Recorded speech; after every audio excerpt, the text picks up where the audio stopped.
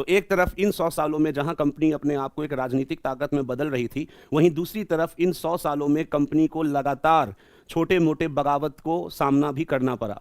तो इस 1757 से 1857 के बीच में एक है कंपनी के पॉलिटिकल ट्रांसफॉर्मेशन का दौर, और दूसरा है कि इसी साल के बीच में 1757 से 1857 के बीच में कंपनी को बहुत सारे विद्रोह का भी सामना करना पड़ा है। और ये विद्रोह क्यों होंगे? तो ये विद्रोह होंगे कंपनी के बदलाव के कारण, जो कंपनी ने इन एरियाज में बदलाव लाया, उसी को हम लोग सिविल रिबेलियन और ट्राइबल अपराइजिंग कहते हैं।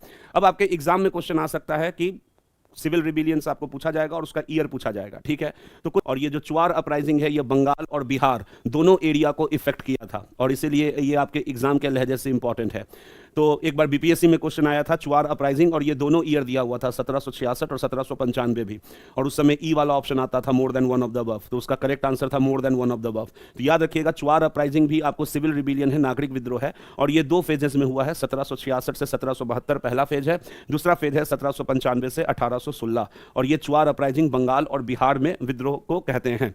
तीसरा, अब देखिए जो भी ईयर आप देख रहे हैं, ये सारा ईयर 1757 से 1857 के बीच का आ रहा है कि नहीं?